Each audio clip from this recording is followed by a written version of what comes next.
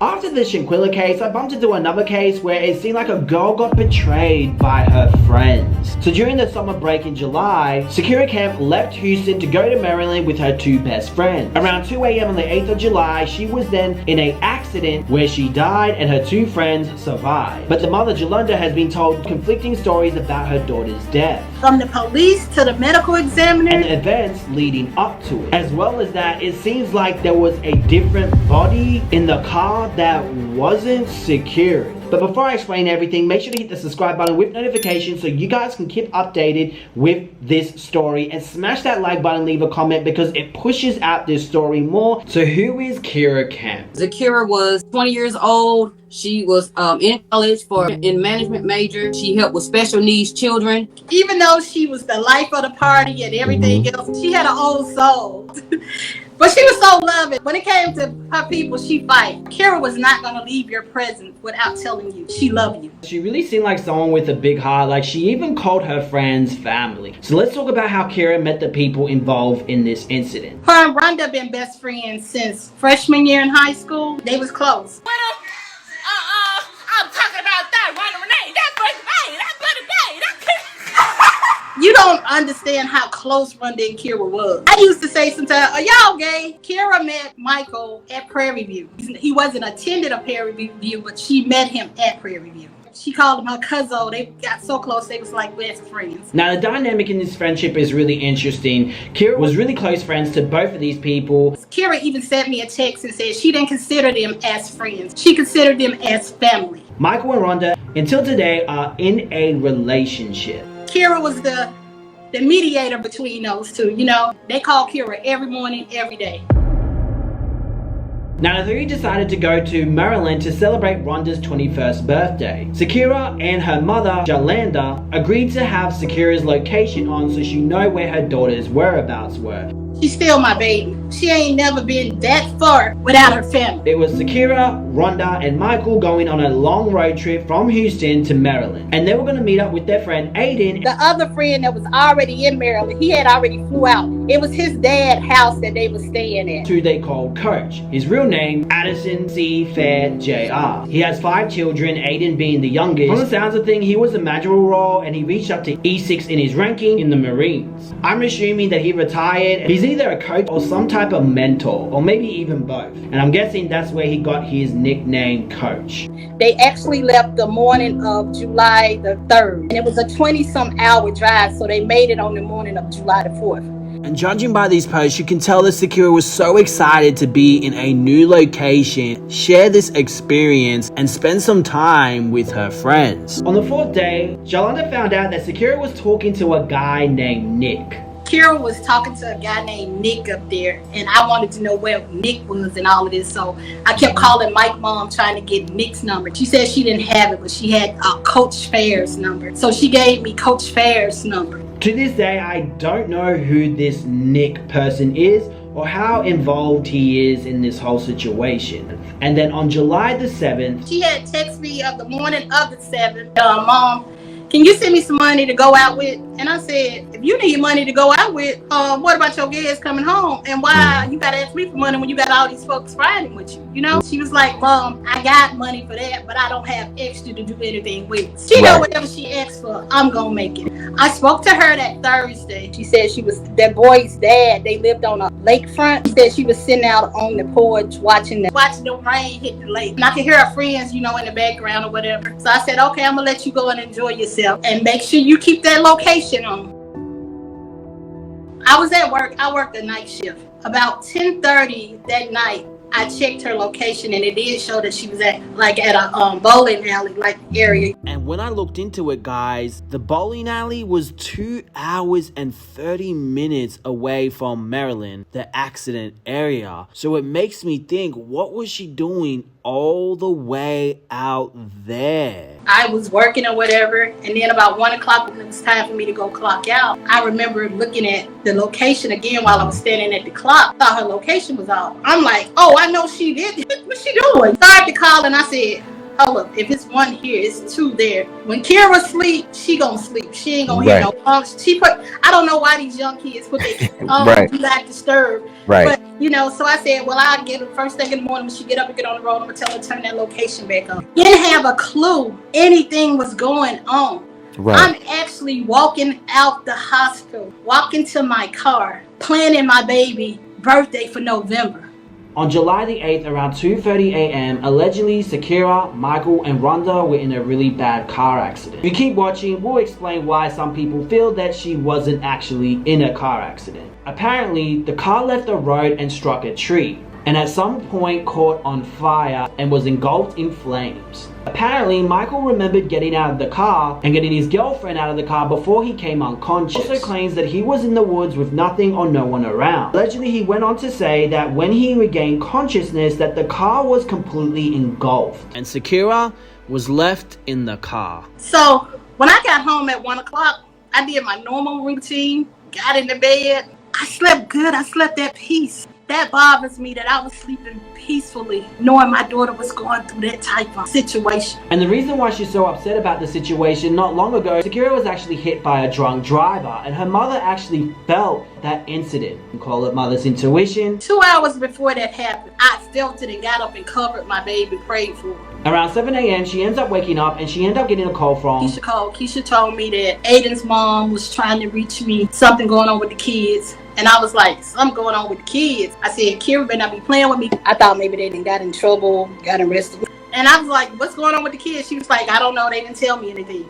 I was like, okay. So she gave me the number. I called Aiden's mom. I said, okay, what's going on with the kids? She was like, I got to call somebody. I was like, what? What's going on? Just tell me what's going on with my child. So she called Tracy, which is Mike's mom. She's, sobbing or whatever. I'm like, oh, what's going on with my child? I'm getting frustrated now. So I said, it's my baby effing dad. I don't know if I hang up, they hung up, but I know the call was dropped. After that, it seemed like Jolanda went through a full-blown panic attack.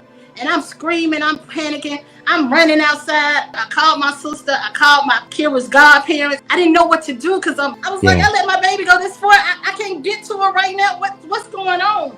And when everybody finally got here, we finally got, I don't even remember who we got on the phone, but they was like... Allegedly, they are saying that Zkira was driving the car drunk. Lost control of the car. And hit a tree. But they did not tell her about the car setting on fire. And instantly, I was like, Kira drinks. If she's that wasted, she ain't finna drive. She would have been like, no, we gonna stay where we at. Or can you get Uber, whatever. But my second thing was, Kira ain't gonna drive somewhere she don't know nothing about. This ain't making sense to me. As a mother, you just know something just ain't making sense to you. And at first, she went into denial. She felt like something just wasn't right. I said, I don't feel like my baby's gone. I said, I can feel it. And I did too. I thought I was in denial, but I was also mentally preparing myself because I was like, okay, she already got her hair done, she had her nails done, I just gotta find something nice to put my baby in. While everyone was gathering at Jolanda's place, Zkira's friend Seneca came over. I was telling Seneca and she was like, no mom, Kira was in the back seat. And I said, what you mean? She said the last story Kira posted, she was in the back seat. And they pulled up the story, and sure enough, she was in the back seat. I don't even know how the detective got our number. He called my sister and them and gave them more information, so I can't say what the detective said. Sometime, Aiden and Jolanda end up speaking, and Aiden said, I didn't go. I stayed back with my mom. But he was the first one that said that Kira died on impact, said from the paramedics. Apparently around 5 p.m., Detective Raymond D. Brooks ended up contacting Jolanda's sister, giving her some information on the situation. She ended up going to Jolanda's place and told her this. My sister came back over with her husband. She said, I need you to come to the back. I said, what's going on? She took me in the back. She said that Zkira was burnt in a fire. She was burnt so bad that she's not recognizable. And I'm like, ain't nobody ever mentioned no fire. Why they didn't mention a fire? That's like a key piece that you need to tell somebody, They told me she wasn't recognizable. We needed to get her dental records. Either the same day or the next day, Mike's mother ends up calling. She said that Michael had 2 collapsed lungs, a skull fracture. He had just had open heart surgery. His hip was broken. He had a bone protruding out of his leg. The paramedic said that it was a miracle that he was able to even pull Rhonda out the car in the type of condition he was in, because he was so broken up and was so hurt that they don't even know how he was able to do that. And she said Rhonda was just waking up. I asked, could I speak to her? Because they were supposed to have got hurt, really bad. She sounded like she was just waking up. And I said, Rhonda, what happened? And she said, Miss Jolanda, I don't know. All I remember is we was laughing. And I woke up in the hospital. And I said, Rhonda, did she holler for me? Did she want a mama? Did she said, I don't remember. I said, I just need my baby to know I loved her. She was like, Miss Jolanda, Kira knew you love her. And she know that, She was trying to cry, but to me, I was just like... Jolanda ended up feeling very suspicious because she felt like Wanda was trying to fake cry on the phone call with her. She's not the type of person that'll show her feelings or emotions. You just saw your friend burn up in a fire. You just, I know you depend on Kira. It didn't sit right with me. And then I could hear Mike yelling, I gotta speak to Miss Jolanda, I gotta speak to Miss Jolanda. And when that happened, she's like, it's strange because he's like, wow, this man is yelling, but yet he has all these injuries. He had 2 collapsed lungs, a skull fracture. He had just had open heart surgery. And he was like, Miss Jolanda, come see me. I just need to look in your face and see the Kira in you. And I said, Mike, I don't think I can see y'all right now without my baby. I ain't never saw y'all without my baby. And he was like, I know you didn't want her to come. You want to let her come because you trusted me, because I was supposed to protect her. And that right there was like, I thought using the word protector was strange to me. He would have said, I shouldn't have let her drove. I knew she was drinking. I shouldn't have let her drove. Or we should have stayed. Right. But I was like, what are you protecting her from? Right. He could possibly mean by not letting her drive. Not letting her drive is still protecting her. But things get really weird, and keep watching because we're going to get into that. From the sounds of it, Wanda and his mother, I'm assuming, forced him off the phone. You can hear in the background, you can hear some beeping or something like that. And he was like, don't take the phone, don't take the phone. I can't walk and now y'all won't let me talk to Miss Jolanda. You could tell the people was in there like telling him be quiet or whatever. Right. Took the phone from him. I think if I had kept talking to him, I think he would have broken talk, because he was more emotional than Rhonda was. Michael mom, she was like, anything you need done on this end, I'll take care of. You don't have to come up here. Why would I not come up there? My child is up there. Anyway, the 2 best friends end up getting tickets to fly to Maryland the following week. That Friday, we got into Maryland that night. Apparently, while she was in Maryland that night, she ended up contacting Addison, Aiden's dad. I called that man and I said, hi, Coach Fair, this is Jolanda, Zkira's mom. He said, I know, this is the call I've been dreading. To myself, I'm saying, you should have been calling me. My daughter was staying at your house. And he said, these boys ain't slept in 4 days. They're distraught. They're devastated. I said, if you think those boys are distraught, how you think I feel? And he was like, I could only imagine. He would have been in that car too. In this phone call, apparently, Addison told her that Aiden stayed behind to get another car. I'm just listening to what he said. I said, your son said he didn't go to the bowling alley, but you said he stayed back to ride in another car, so it was 2 cars. So he let me know, Aiden, I don't know if he went to the bowling alley. I never know, While she was there, she wanted to identify her daughter's body, but the state of Maryland rejected her. I had to have her dental records sent in. I was told that against Maryland rules for me to see the body in that damaged condition. The guy named Darnell, he actually gave me the funeral home that I, had to call. Only way I could have it released, call the funeral home, schedule the cremation, because I was told due to the severity of the body, they didn't have enough body to embalm in order to ship home. So they told me that I had to do cremation. Nobody in my family has ever been cremated. That's something I just didn't, even though she was burnt, I still didn't want to cremate her. That was my only option. When they told me I couldn't see the body, I asked to see the car. They told me the car was at the Baltimore, Maryland police collision to see how the fire started and get the speed off the car. Now, I'm not sure if she got this information after or before this email that she talks about here on her Facebook post. She states that in July, the officer stated he was waiting for Maryland State Police collision team. And if you actually stretch out the image, because I couldn't do it, it was so small. It says, waiting to to get a phone call today from the Maryland State Police Collision Team to explore other options with the vehicle investigation, determining speed and any negligence primary. So nothing indicating that it's at the Maryland State Police Collision Team, and I believe the team is like an office. I don't think like they have their own location or anything like that from my understanding. Let me know if I'm wrong on that. Regardless, I do feel that this should have been done and she should have at least had this type of information. And when we received the preliminary accident report,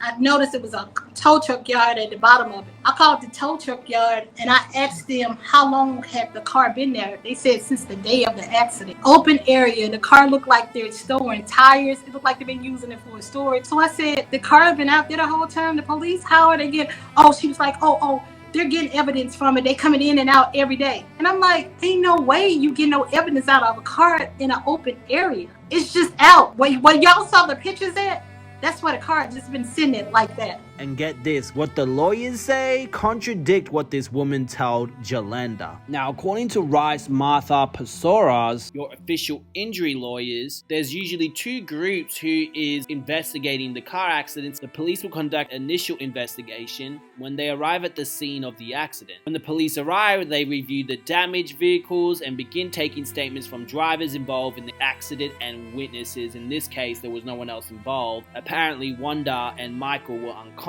but usually they're looking for some type of criminal activity, such as driving under the influences, drugs, alcohol, excessive speeding. And once this is done, the police report is drafted. Now get this right, the scene of the Maryland accident provides investigators some evidence of what happened. However, as they're usually not hired until weeks or months of the accidents, much of the primary evidence has been removed or altered, which in this case it went to the truck yard. This is where photographs of the scene can prove to be a vital key in piecing together what happened. Which tells you, especially because there was a body in the vehicle, this all should have been investigated at the accident scene. So hopefully the police or the detective actually did their work and took in photos of the accident, and it should all be included in the police report, which by the way, Jolanda was told that she wasn't getting this report until February this year. While we done with the final police report to this accident that happened July the 8th to February 2023. Later on, her and her friends end up looking for the actual car accident site. We drove past where the accident was. It wasn't until my friend Fifi was like, I see some burnt in the road up there. I said, you see burnt in the road? Where? Sure enough, she bagged up the tree, the road, a house. Not even 50 feet. So now I'm like, I can't just put no memorial up in nobody's yard. I got to the scene and I was like, this looked like it's been set up. You know, you didn't see, skid marks. Like if the tree hit the tree trying to hit on brake to stop, you don't see the yard toe up. You don't see nothing. The tree is right here. It looked like a little bit of fire started, but all the fire was off on the road. Like the car somehow hit the tree and bounced back straight. Like just perfect. And if you do look at the accident site, it is pretty interesting. I am curious, is it a possibility that she went to the wrong accident site? Because who knows, maybe there was other accidents on that street, but only one of those cars would have been burnt, right? So that tells me that it was this spot. Not only that, if you go on the internet, it was actually a press release releasing the address, but it actually showed me this address here, and I'm just like, that's weird. There's no tree. So what tree did it hit? Judging what Gianda said, and by the picture, you would know that it's near the road. No tree near the road here.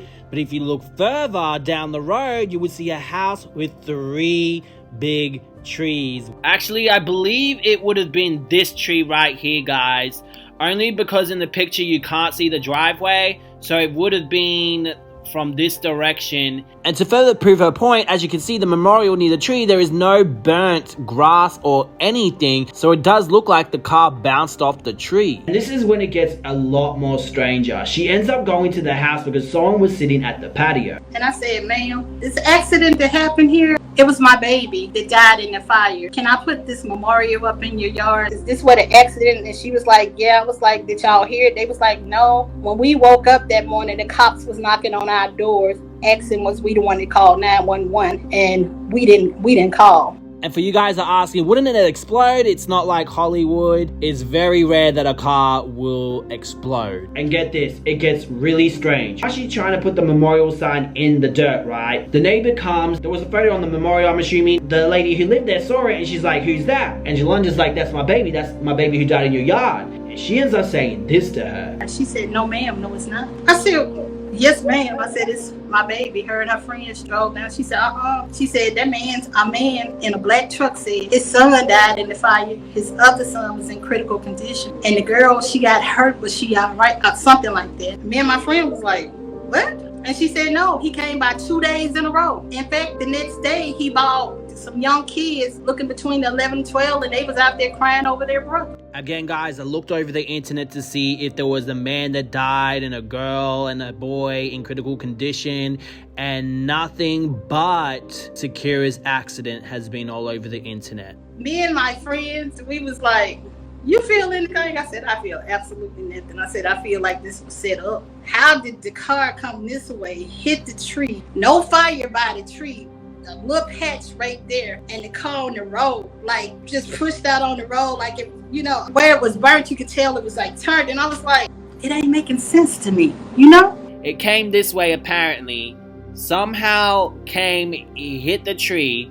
Gionda's saying that there was no fire on the tree, and I wish she had more pictures.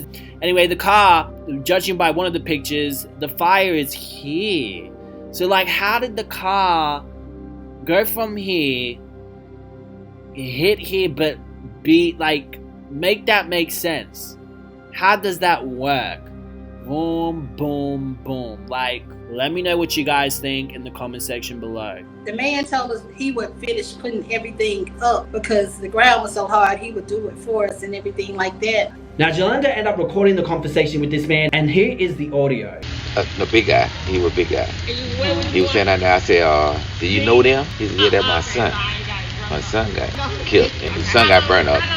The other son went in the hospital. He went in critical condition, and the girl, I think she got hurt too, whatever like that. That's what I was told to me. And you know, she was hurt too. That he told me. And I asked him his name, whatever. Like he was saying that. I felt so bad when I asked him. I said, do you know them? He said, yeah, they're my kids. They came up to visit me, like they were 2 miles away. Whatever he told me. And I did not know, you know.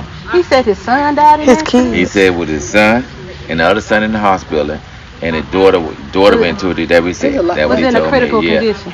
Yeah, that what he told me. Then he came back. Well, I didn't come out the other day when he came back again. He had like 3 more kids with me. Everything. I didn't come out here. I didn't know. He had 3 more kids with him. That's who left. Well, when he came out, it was like 3 kids, looked like a Rambo.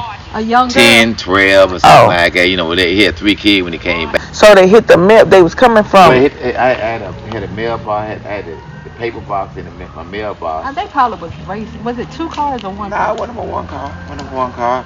I don't know. He said it might have fell asleep. That's what he said. He said it might have fell asleep. No. The big guy, he was a big guy.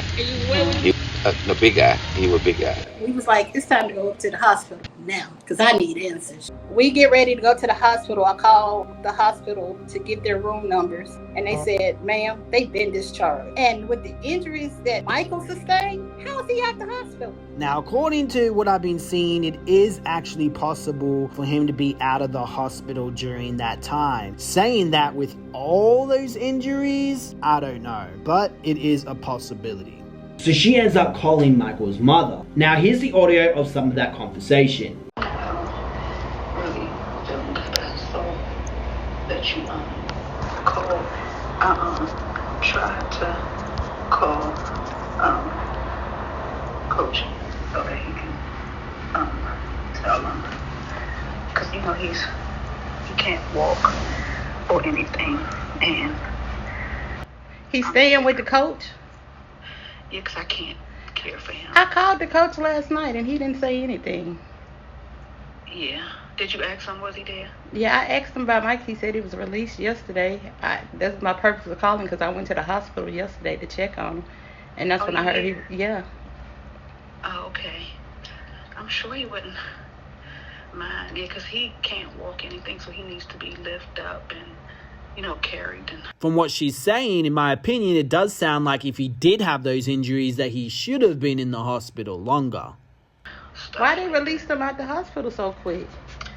It was him. He didn't. I think he's like, it's really bad. I just don't like to talk to you about it because I know yours is worse, but it's really bad. Like, he just be hallucinating and stuff, and he was just scared. He don't feel safe.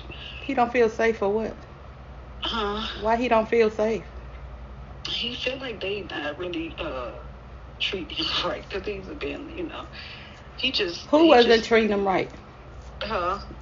Who wasn't treating him right? The hospital? Yeah, they are. They just, like, he tired of being poked. They keep poking him. He's had so many surgeries and so down that he's alert. Like, I don't know. He's just tired. He's just, I don't know. They just need counseling. That's all. He just had, he had so much stuff wrong. So he had like major heart surgery. You think you could call the coach 3-way and I could speak to Mike? Sure. Hold on. Let me call him. Hold on. The coach is hiding something.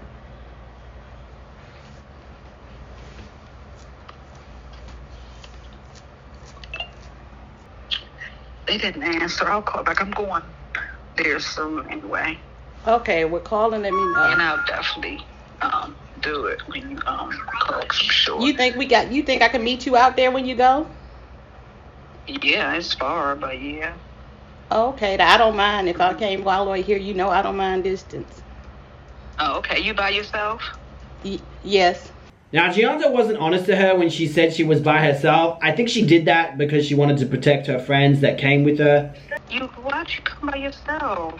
Well, I don't, girl, my baby was here by herself. What time? Yeah. I'm just getting up. Like I said, I don't feel good. I'm just getting up and about to get ready and stuff. So give me at least probably 2 hours. Okay. And then I'll get up. All right, thank you. Come again. Okay. All right. Bye-bye. Now, Mike's mother, Tracy Green, was acting so strange in that phone call. A lot of ums. It's like she had to think of what she would come up with. It honestly sounded very fabricated to me. What do you guys think? Let me know in the comment section below. I called that lady back until we got ready to get on the plane, and she never answered. And guess what? She never ended up calling Jolanda back. Right. And the only reason I didn't go to the Aiden's dad house is because a big sign say trespassing. No And I had my 2 friends with me. If I was by myself, I probably would have won. But I wasn't going to put their life in danger. We already lost one. I don't know what type of people we dealing with at this point. After everything we was hearing, Right. Now, the following day after she left Maryland, she was planning her daughter's memorial. You can imagine this mother's frustration. The people near the accident site are telling her a whole different story of the people that were injured and died at the accident. Now you have Michael's mother who's not calling her back and basically stood her up, ghosted her. Now you have this mother who's frustrated and she ends up texting Rhonda this when she was planning her daughter's memorial. I just want the truth. And I don't know if she realized that I was calling her because she was reading the text to them and I heard her say, she want to know the truth. And I said, I sure do. And we was on the phone. And that's what y'all heard that recording. She said, well, all I remember when I see a tree, But obviously, what I'm thinking is happened because I still don't remember anything. So what I'm pretty sure is what happened, what I'm getting out of is when I seen the tree, because I'm seeing that. They don't need to tell you what to say. You need to tell me here what you're saying. I can hear the people in the background. No, he hasn't want me to talk to you. Hey, give me the phone. You asleep? Hello? Yes. Miss Jolanda, it was me and Kira up the whole time. Rhonda was asleep the whole time. Who is this? Who is this? Who is this? I've been trying to talk to you. She's definitely recording. Okay, go ahead. Alright, bruh. Hello? Tell me what happened, Mike. Definitely recording. You got any questions for me? Yeah, I got a question for you, Mike. What happened? You asked me the question because Rhonda was asleep for a brick. It was me and Kira up the whole time. Okay, and what happened, Mike? Tell me what happened. Tell me what happened, Mike. What are your questions? How can I tell you just what No, happened? you tell me. You was there. You was in the car. Tell me what happened. I was in a trauma. I don't remember. You see what I'm saying, Mike? Let me tell you something, Mike. No, listen to me. Listen to me. And I need you to listen good to me. I'm listening to you very well. Because you know, of all people, Kira was close to you. She called you her cousin. Did she not? Yes. That's what So this is the part I'm having a problem with. Ever since this been happening, the story have changed, Michael. I came down, and listen, I came down there yesterday. I asked your mom to let me come and see you and talk to you. And she didn't answer. Yes, she did. She was on the phone. She talked to me. She told me to give her 2 hours, and she was going to call me so we could come out to that coach's house. I waited all day and night for your mom. You see what I'm saying? So my thing of it is this right here. When I got down there and I went to the spot, what everything that was said to me didn't make sense to me. Because it's a house right there and everything else. Everything has been I lost my memory and this and that. See, this is the problem I have. Listen, no, can you hear me? Hear me right quick. Because I need you to hear this before you speak. Yes, ma'am. Yes, ma'am. Kira loved y'all. She even wrote me a text and said that y'all wasn't her friend. Y'all was her family. Those was her last words. Her first words was Aiden, Mike, and Rhonda. And all these people was her family and Demaja. You see what I'm saying? So as her family, and y'all know I love my baby with everything in me, y'all owe it to me to tell me the truth of what really happened. Okay, and I'm telling you, Rhonda, babe, please, babe. Girl, Rhonda, I don't want to hear anything from Rhonda because Rhonda was never Kira's friend in the first place. And she's showing me how she really is. Rhonda was asleep. That's why I don't want her to even try to explain it to you. Because I understand how you're getting frustrated. Because she's trying to explain the little bit of memory that she knows. Rhonda was asleep the whole time. That's why I said, if you got any questions or if you want a story. Mike, what happened? Tell me your story. Tell me what happened. What you was remember since you and Kira was up. Me and Kira was celebrating Rhonda's birthday, as you know this. So I'm not wondering, what story did you hear? No, you tell me what happened. You don't want to say anything. You know what, Michael? What are you talking Let me about? tell you. I'm going to end the conversation here. I see now where y'all stand, and I'm going to stand mine too. So when we meet again face to face, and I'm saying bye forever, y'all know what it is. Because right now y'all still like, Mike, you of all people, Mike, you of all people know. No, because Mike, you're playing games with me. How? I didn't even say nothing. That's right. Tell me what happened. I just told you. You never gave me a question. You never. I shouldn't have to give you a question if you was there. By the way, guys, I do want you to know I did reach out to Wanda and Michael, and they have not commented back. I did also reach out to Aiden. I'll show you guys what he said to me. He says, I'm going to decline because you don't honestly care about my friends like you care about gravitation to your channel, which is fine, but I refuse to become a part of something that is founded on clout, not truth. Have a blessed life. Positive energy always. This seems like toxic positivity. And clearly he doesn't care about his friend's mother, because clearly she's still out here trying to get answers. I really don't have time for excuses and bullshit, but again, my platform is still open. Let's continue.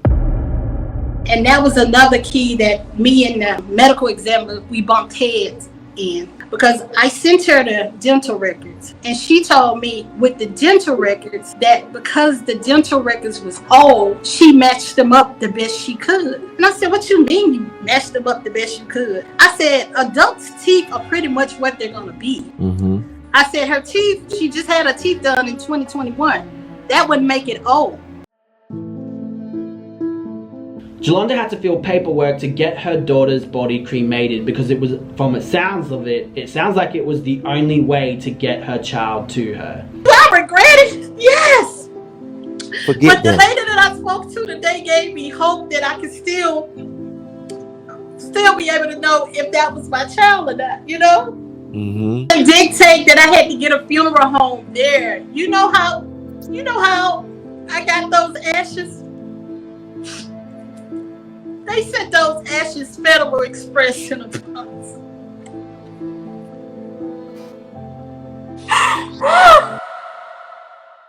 Now on July the 22nd, Detective Brooks ended up giving Yolanda a call. And he said these words to me. He said, Miss Kemp, nothing I could ever say would give you peace about your daughter and what happened to her. He said, but me and my supervisor went and spoke with Dr. Taylor, the medical examiner that's on the case, and she did let us know that your daughter died on impact and she was already dead before the fire. And that kind of gave me hope, because that was some of my biggest problem was I wouldn't know it was my baby in that fire and suffering. Did she suffer? You know, a fire, your child, what you think will run through your mind, you know?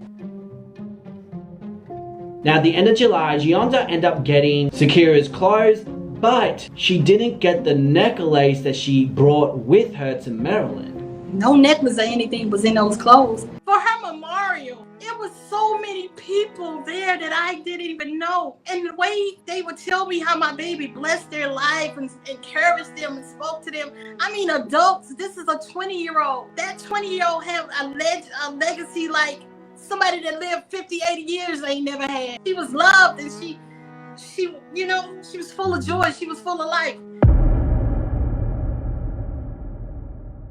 Now Michael's mother on August ended up posting this. She says, as I watched my son from across the room, tears start to flow. I heard the Lord clear. Those who sow in tears shall reap in joy. It's the worst call any parent could ever receive. Today tears of pure joy flow from the depths of my heart. When I got to the hospital, the first order of business was to make sure that everyone knew who was in control. All I had was this envelope. That's another story for another day. So as they wheeled him into surgery, I wrote, God is able. 7 surgeries later, he lived to tell his own testimony. Whatever you are facing, please know that God is able. All you have to do is put all in God's hand. Nowhere in this post there was anything about Zkira or even Wanda. Not one did he say, can y'all say a prayer for Michael's friend, Zkira, family that lost their child in this accident. Nowhere on her page did she ever mention my child died in the accident that she said God saved her son from. Now, I don't know about the time frame of this, but at some point, Yolanda was actually helping the detective, right? It's also been stated that Mike and Yolanda haven't spoke to the police about this situation. Again, if you have nothing to hide, why would you be hiding from the police, allegedly? So, I'm dealing with these detectives. Kira left her iPad here. So I go on Kira's iPad and I would go to Rhonda and Mike's page and find pictures and stuff like that, and I send it to the detective about their page, and then the next thing I know I go check on it and I say that whatever I sent to him, it'll be deleted. And I was like, okay, Jelani, you just fishing for stuff now because you don't want it to be, you know, I thought I was questioning. So she's probably thinking, am I being super suspicious here? Like, what's going on? So she ended up coming up with a plan to see if something strange will happen if she would send a piece of evidence to this detective. So I said, I know what I'm gonna do. I went and rented a car because Mike and them lived in an apartment where they lived there for 2 years with dogs and everything. Well, I already knew Mike and Rhonda. They never returned to Texas since the accident. So I went to that apartment and I took pictures of the door. And I did say to myself, I said, God, if I go down here and take pictures of this door and these folks move out this apartment, I know who did it, because I wasn't telling my family what I was doing. I wasn't telling no friends what I was doing. I was just doing everything quiet. I sent it to the detective, told them why I was sending it to them. You know, went back 4 days later, they completely moved out the apartment. So I'm like, so he's the one that's doing all of this. I would think I'm 1 step ahead of them, but they was 4 steps ahead of me. So now she's feeling that the detective is somehow helping the others cover up their tracks. It doesn't make sense to delete a specific photo. What value or what information does this photo have for it to be deleted? Especially since there are still photos up on Wanda's Instagram, even on her story with Zkira. Unless these were specific photos of that night, I still don't know. But it is very questionable why move. It's just so many questions that are not answered, but things are very strange. Now on September the 20th, Dr. Taylor ended up calling with the final autopsy report. And she said, Miss Kemp, she said with the type of injuries that Zkira sustained, unless the paramedics was there right then, 10 minutes of working on her, she wouldn't have made it. She wouldn't have survived. But she was alive. during the fire. I was getting ready to go to Colorado with my best friend Venus for her daughter's, my niece, baby shower. It was that Friday, and I remember we was driving. This is when she realized that the detective and the body's examiner's stories do not add up. And I said, Venus, she said that Kira was alive, but in July, the detective told me that she said that she was dead on front impact. This is two conflicting information that she has been given. So Monday morning, I couldn't wait to call her back. No, it wasn't Monday. It was Tuesday because it was I think it was that holiday weekend. I called Dr. Taylor. I said, Dr. Taylor, I have a problem. I said, I need to ask you a question. I said, did you meet with Detective Brooks and his Sergeant Morella? She said, yes. I said, well, they told me that you stated to them that Kira died on impact and she wasn't dead before the fire. She said, what? I never said that. I said, they told me you said it. She said, can I tell you something off the record? I said, sure, go ahead. She said, but you can't tell it, let nobody know I told you this. Okay, tell me. She said, they really weirded me out. They was asking me, do I like to smoke weed? I said, what? I said, why would they ask you those type of questions? She said, I don't know. Why would they say that? I said, are they trying to see? She said, and with the lies they're telling me.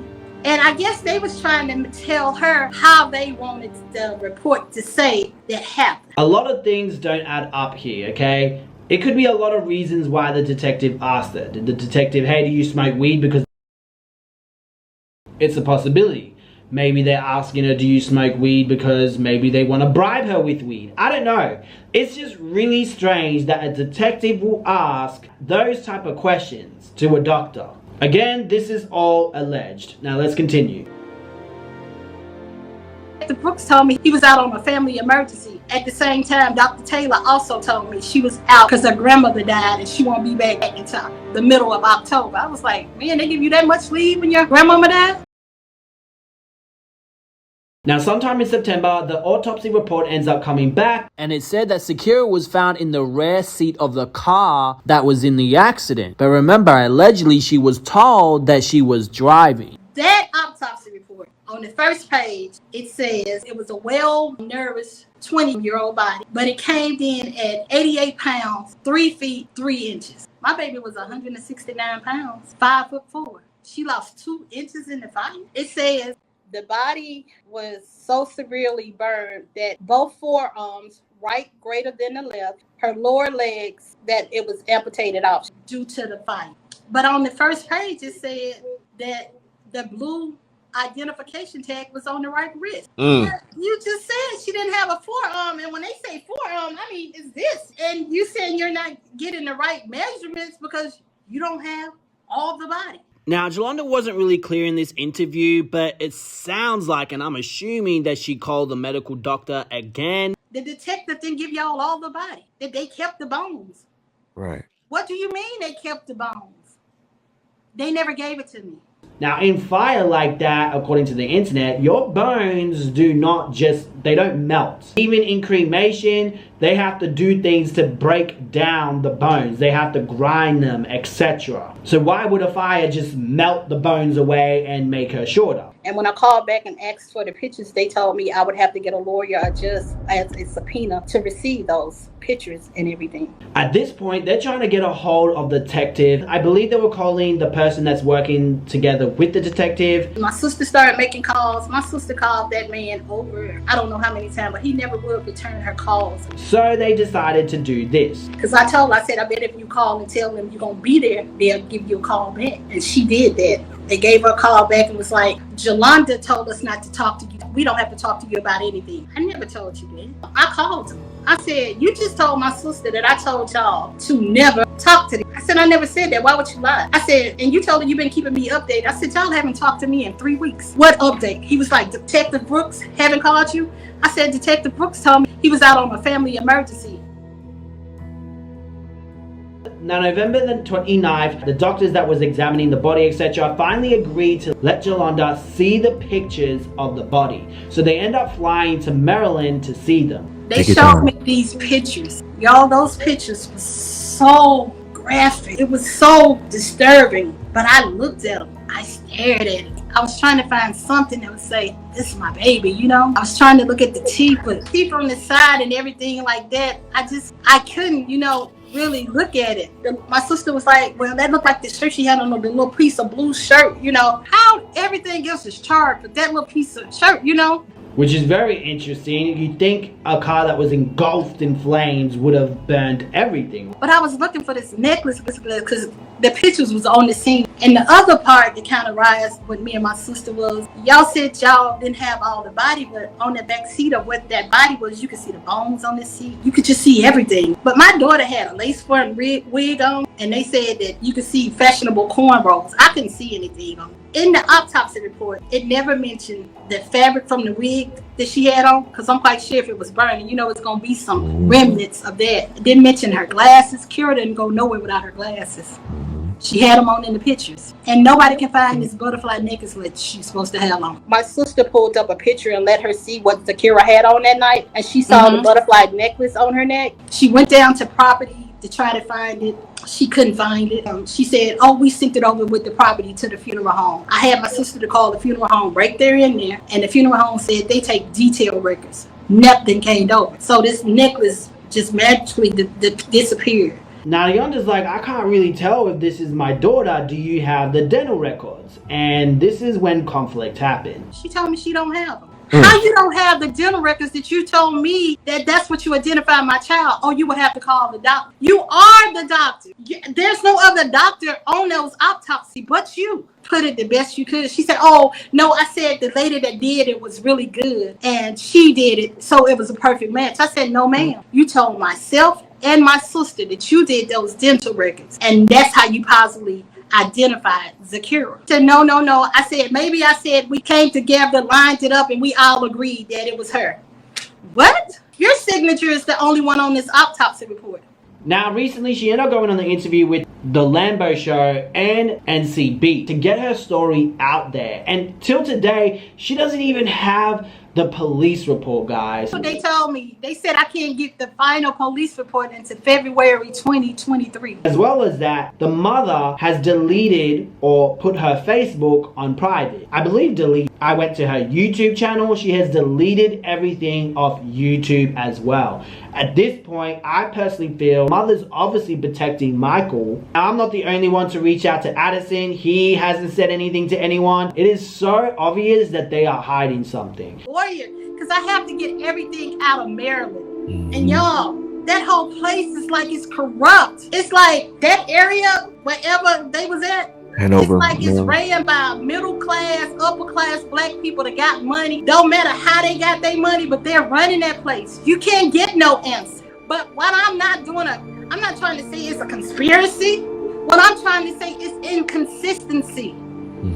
How are y'all giving me all these reports with all these inconsistencies? So the main points that I got from this was, why is it taking so long to create this police report? Why is it that the doctor and the FBI have two different stories if Zkira died on impact or not? As well as that, Jolanda, her not being able to see her child's body is a little bit odd to me, and the fact that she didn't have any other options but to cremate the body was really strange. And I will look further into this, so make sure to subscribe because I'll make another video diving deeper into that. Why is the body measurements wrong? 2 inches. Did the doctor do a really bad job, or was it someone else's body? Which leads to my next point. Why did a big guy who visited the accident site twice say that it was his son that died in the accident, not a girl named Zkira? As well as that, where is Zkira's necklace? Why wasn't it in the picture? Why does it seem that Wanda and Mike are running away from this situation? They even moved out of their apartment in Houston, apparently. They didn't even bother to show up at Zkira's funeral. Why did Mike's mother ghost Yolanda when she was in Maryland and wanted to speak with Mike? And how come the doctor isn't showing how she was able to match the dental records to the body's teeth? It is just so weird. I have my speculations and theories, but I really want to know what you guys think in the comments section below. What do you think happened? Now, if you guys really want to help, what you can do is go onto Twitter, link one of the interviews, my video if you want, or just make your own, I don't care, and basically tag Maryland and Houston news and whoever you think that will cover this story. As well as that, you can also donate to Jolanda's GoFundMe. She recently fired her lawyer and she's going to get a much more better lawyer to help her with this case so she can get answers to what happened to her daughter.